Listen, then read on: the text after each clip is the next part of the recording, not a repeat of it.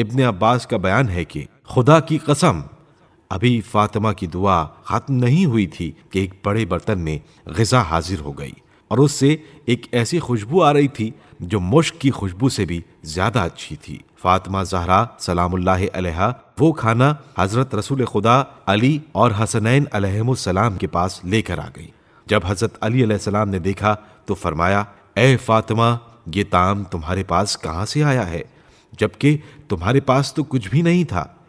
رسول خدا صلی اللہ علیہ وآلہ وسلم نے فرمایا، اے ابو الحسن، کھاؤ اور سوال نہ کرو، تمام تعریفیں خدا کے لیے ہیں جس نے مجھے اس وقت تک موت نہیں دی جب تک مجھے مریم بنت عمران جیسی بیٹی عطا نہیں کی۔ اس وقت حضرت فاطمہ سلام اللہ علیہا نے یہ آیت پڑھی، كلما دخل عليها زكريا المحراب وجد عندها رزقا قال يا مريم أنى لك هذا قالت هو من عند الله إن الله يرزق من يشاء بغير حساب۔ جب زکریا اس کے حجرہ عبادت میں جاتے تو اس کے پاس طعام موجود پاتے۔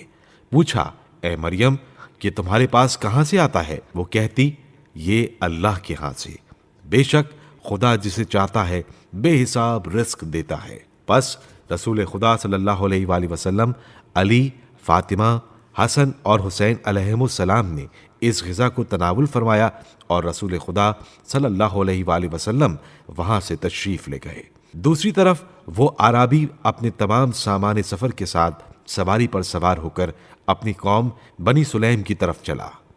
جب یہ اعرابی اپنی قوم کے درمیان پہنچا تو بلند آواز سے کہنے لگا، تم سب کلمہ لا الہ الا اللہ محمد الرسول اللہ کہہ کر اسلام میں داخل ہو جاؤ۔ بنی سلیم نے جب یہ آواز سنی تو اس کے گرد جمع ہو گئے اور اپنی تلواروں کو نیام سے باہر نکال لیا اور کہنے لگے، وائے ہو تجھ پر، تو اپنے دین سے خارج ہو گیا اور اس جھوٹے جادوگر کے دین میں داخل ہوا۔ اعرابی نے کہا، نہ وہ جادوگر ہے اور نہ جھوٹا۔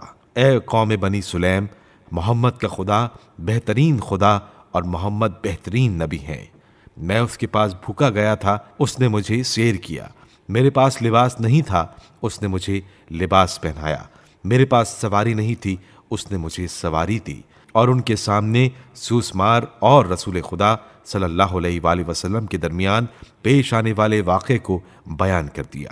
اس کے بعد کہا، اے قوم بنی سلیم، اسلام قبول کرو، جہنم کی آگ سے نجات پاؤ گے۔ پس اس دن 4000 آدمیوں نے اسلام قبول کیا۔ یہ وہی سبز پرچم والے تھے جو رسول خدا صلی اللہ علیہ وآلہ وسلم کے ارد گرد ہوتے تھے۔